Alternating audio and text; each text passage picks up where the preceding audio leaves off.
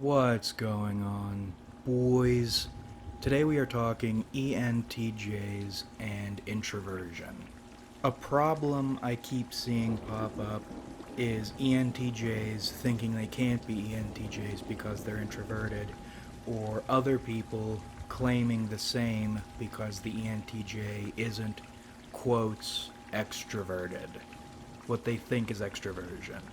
While there are some ENTJs who are outgoing, outspoken, gregarious, surrounded by friends, there is a significant number, and I might even say the majority of ENTJs, who are more introverted.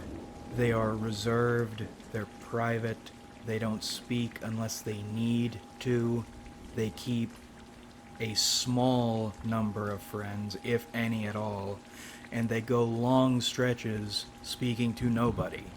These behaviors don't detract from someone's having dominant TE. In fact, when you think about it, it makes a lot of sense, that introversion. If you blab too much, someone might catch on to your plans and fuck something up, even if they're just trying to be helpful. If you have tons of friends, you have more people you need to look out for, preventing you from reaching your goal. If you spend time with a lot of friends, if you go out and party a lot, that's time wasted. It makes perfect sense a TE dominant individual might choose a lonelier path in life in the name of, if not achievement, then at least fewer distractions. And you will especially know you're dealing with an introverted ENTJ, or you are an introverted ENTJ, when your decision to isolate is a strategic choice. I think it has something to do with tertiary FI, but INTJs tend, in general, to be more, quotes, extroverted than most ENTJs. Now, an outgoing ENTJ will always out-extrovert an INTJ, but again, I think there is a significant number, if not the majority of ENTJs, who are, quotes, introverted. In behavior, not in cognition anyway. So, in 3 minutes, we communicated the idea you can be introverted and an ENTJ. Look at your cognition, not your behavior. Now we get into the spicy stuff, the exciting stuff, stuff I make videos for. Disclaimer, these are my thoughts on why I think these things happen. I'm not an ENTJ, can't get into all your heads, so these are just my thoughts. Every ENTJ is insane. You will not find one who isn't carrying serious trauma and paranoia, probably resulting from that trauma. And I think sex and gender affect how that influence on behavior manifests. Sex and gender affect some types more or less than others. INTPs, for instance, just about androgynous. Very little difference between sexes and genders. ENTJs are more on the extreme end, not internally but externally, from, think, cultural pressure. We'll start with ENTJ males. ENTJ males are in a peculiar spot because, on one hand, if you look at least Western society, the ENTJ male, the archetypal one, is what the ideal height of masculinity should be. The issue with that is the ideal height of masculinity does not always, if ever, fall within what society actually wants. Society says the ideal man is strong, aggressive, assertive, takes what he wants, makes progress. He is the engine of progress. And as young male ENTJ is growing, society is praising him. You're great, you're diligent, you're smart, you're very mature for your age. And then, once male ENTJ is either fully a man or approaching full-on manhood, society says, alright, you have demonstrated your potential greatness, now enact it. And male ENTJ says, okay, I can put these things in order. I can get us on the road to progress.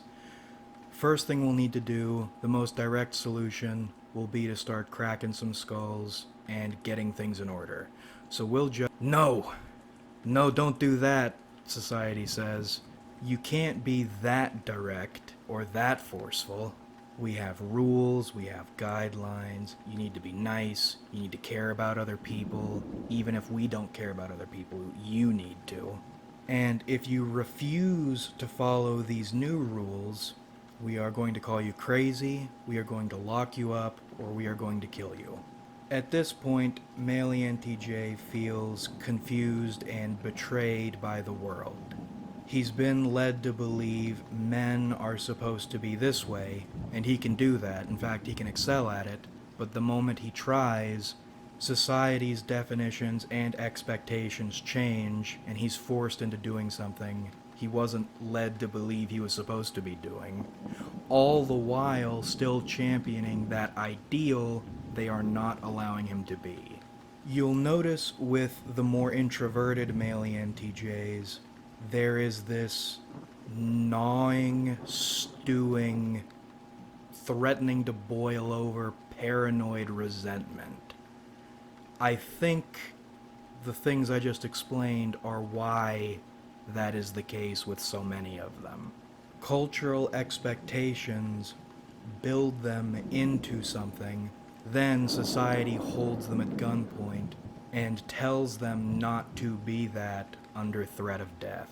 And the ENTJ knows if he were born in a different time period, he would be controlling nations. But because of the way things are now, he is forced to be this hiding little thing. Hence the introversion. You talk too much, people will realize what you are and will cause you potentially life-threatening problems. You have too many friends, you let too many people close to you, they get a little too comfortable, and then they start disrespecting you, not appreciating the fact you are restraining yourself constantly. And the paranoia, of course there are many people not playing by the very rules they are enforcing. You've been forced to fight with your hands tied behind your back against people who will not only fight without binds, but might even pull a gun on you. And because TE and NI are what they are, a stressful, fixaty, fucky-wucky combination, this is on their minds constantly. Frustration, resentment, and paranoia. If you are an FE type around these introverted male ENTJs, you will sense that fury just underneath the surface, despite the ENTJ's calm, quiet, collected facade. It's stressful to be around them because something will make them snap. And it's not their fault, it happens. But that doesn't change the fact when they do snap, it's scary. The introversion in those sorts of male ENTJs just makes sense. It's safer for them, it's safer for everybody. If you live with a constant feeling of betrayal and inequity in dealing with people, choosing to be alone only makes sense. Again, these are all my thoughts, my attempts to interpret what I'm seeing. Introverted male ENTJs have such a level of fury in them you do not see with the more typical extroverted ENTJs. Introverted female ENTJs are a little different because, at least from what I've seen, most female ENTJs exist in a space between extroverted and introverted. Female ENTJs' problems are never as straightforward as male ENTJs' problems, and I think that is related to cultural expectations regarding sex and gender. Much of the time, female ENTJs fit that masculine model the same way male ENTJs do, but they have cultural pressures pressuring them. I need to make a video about TE and FE as vulnerabilities or susceptibility to pressure, because you'll notice most, in my experience, every single one I've met, all female ENTJs are at once neurotic and completely clear.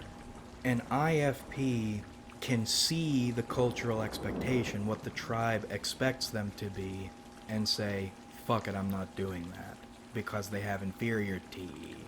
And you would think a TE Dom would be even more inclined to say, fuck it, I'm not doing that. And they sort of have the ability to, but they're also more susceptible to that pressure. They are more aware of it. They are more aware of when they are going against cultural expectations and the repercussions of going against those expectations. They jet between these two modes of, on one hand, logistically, this is what needs to happen, this is what I'm gonna do, this is what makes most sense, and fuck you, this is what I'm gonna do, this is what I wanna do, I'm an individual, I get to say what I wanna do, and fuck anyone who says otherwise. And there are a few reasons these two modes can lead to their introverted tendencies. Again, it's rarely as black and white as male ENTJs. And some of them might sound condescending.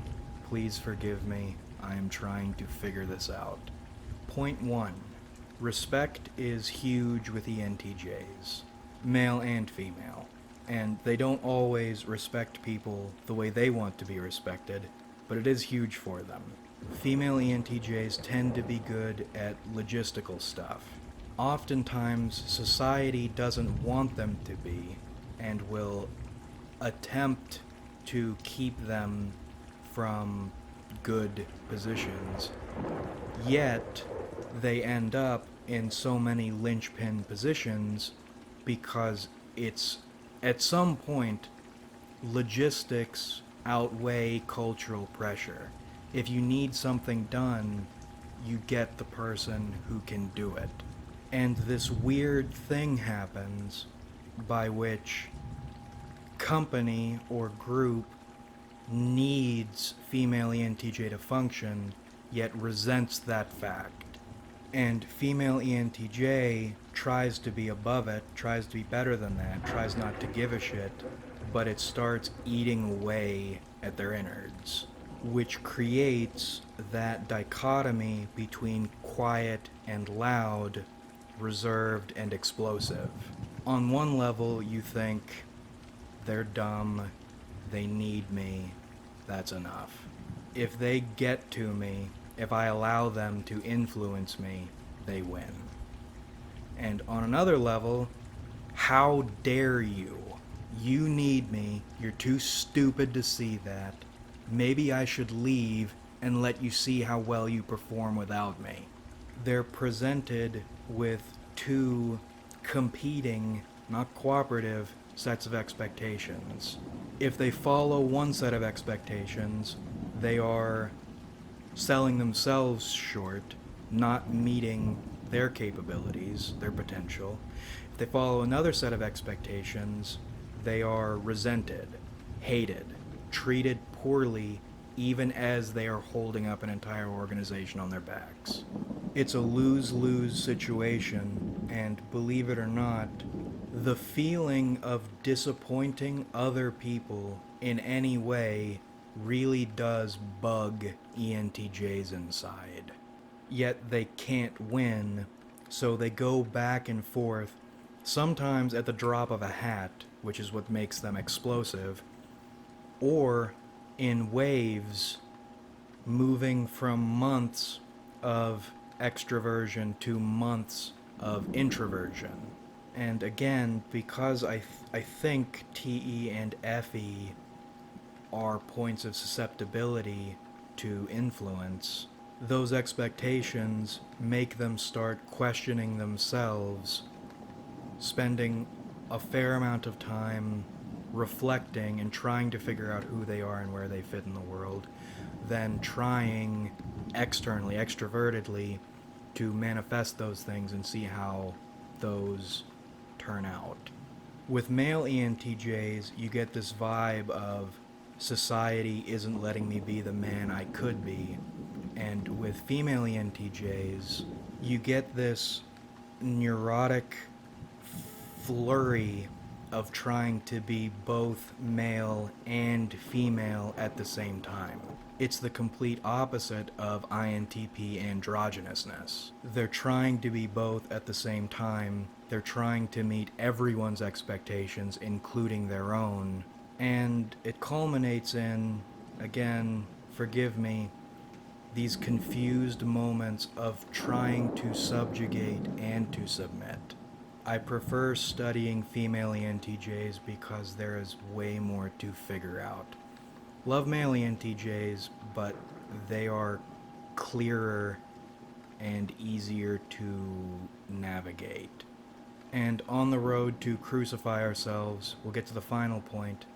You might be asking yourself, if male ENTJs turn introverted and resentful because they are not allowed to explode, why are female ENTJs allowed to explode? Go ahead and shoot me, but I think it's because society at large doesn't take them seriously when they do explode. There is an entire history of that. Freud's hysteria. If any woman starts acting uppity or any way she shouldn't, she gets labeled hysterical, and maybe she gets a lobotomy. It's nasty, it's condescending, it's been going on a long time, but I think that is what's happening and why female ENTJs are, in their extroverted stages, more explosive than male ENTJs are. And I think that contributes, the not taking them seriously thing contributes even further to their swings between extroversion and introversion, like a black hole getting closer and closer to the bottom or vortex, at which point they both clash and everything blows up. Not being taken seriously to the point they think you can't even defend yourself can ruin your view of the world and your mental state in general. Again, these are all my attempts, clumsy attempts, hopefully probably wrong attempts, to figure out what is happening with ENTJs.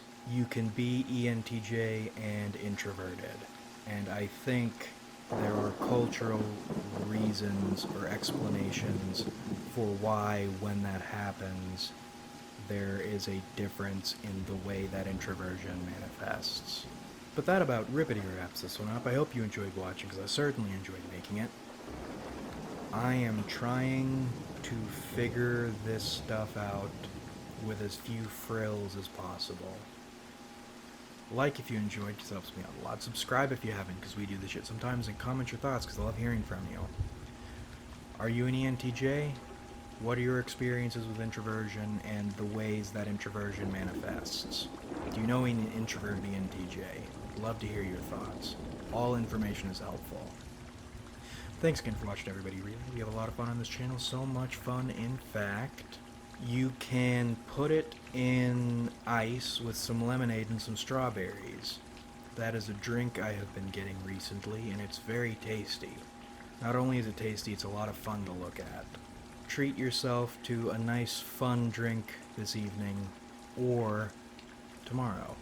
But that's how much fun we have on this channel, and I look forward to doing this with you guys again in the future.